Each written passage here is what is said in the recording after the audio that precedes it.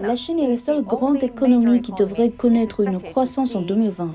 C'est la plus grande hausse du PIB depuis que la Chine a commencé à tenir des registres trimestriels en 1992.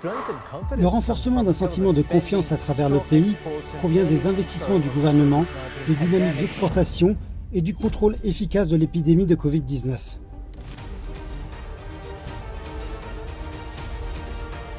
Voici Zhengzhou, une ville du centre de la Chine. Elle abrite la plus grande usine d'iPhone au monde. Avec 200 000 employés et 90 chaînes de production, elle fabrique chaque année 130 millions de téléphones portables, soit 50% de la production mondiale d'Apple. En 2020 et 2021, sa production n'a jamais été interrompue, ce qui a permis d'assurer un approvisionnement en temps voulu d'iPhone pour tous les fans d'Apple du monde entier.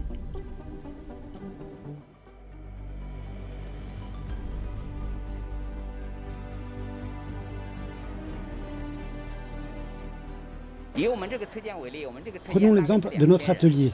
Nous comptons environ 2000 employés et des dizaines de ces ateliers fonctionnent à pleine capacité. Chaque année, plus d'une centaine de téléphones portables sont produits pour répondre aux besoins de clients dans le monde entier. Tout au long de la pandémie, la Chine est restée un contributeur majeur à la croissance économique mondiale. En 2021, le PIB de la Chine a augmenté de 8,4%, le taux le plus élevé depuis une décennie, dépassant à la fois les prévisions du FMI et l'objectif fixé par le gouvernement chinois. Au cours des 5 dernières années, malgré l'instabilité mondiale, la pandémie et un ralentissement intérieur, la Chine a tout de même réussi à atteindre une croissance moyenne du PIB de 5% par an.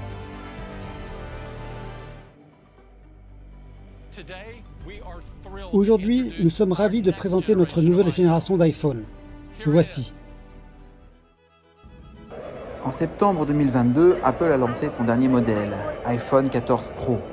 Cependant, les gens ont vite constaté qu'il fallait plus de temps que prévu pour recevoir leur nouveau téléphone, car l'usine Foxconn de Zhengzhou a été fermée en raison de la pandémie. Ce n'était qu'une petite partie de l'impact global du variant Omicron qui a sérieusement entravé la croissance économique de la Chine.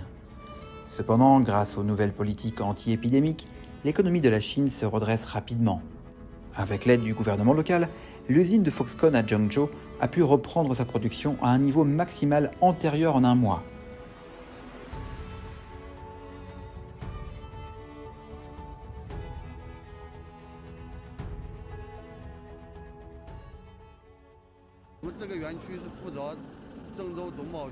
Notre parc est responsable de l'importation et de la distribution des pièces de production des téléphones portables dans la zone franche intégrée de Zhengzhou. Le volume d'achat quotidien s'élève maintenant à plus de 180 camions, ce qui représente un pic historique.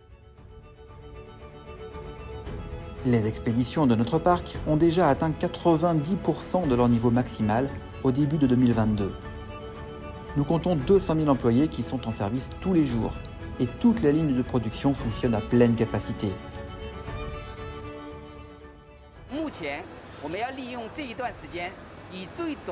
Maintenant, nous devons utiliser cette période pour rattraper le temps et les commandes perdues dans les plus brefs délais et à la vitesse la plus rapide. Les commandes sont au plus haut niveau comme avant. Le pic de production durera jusqu'à la fête du printemps et même quelques temps après. En 2022, le PIB de la Chine a dépassé les 120 000 milliards de yuan, soit environ 18 000 milliards de dollars américains, soit une augmentation de 3% par rapport à la même période de l'année précédente.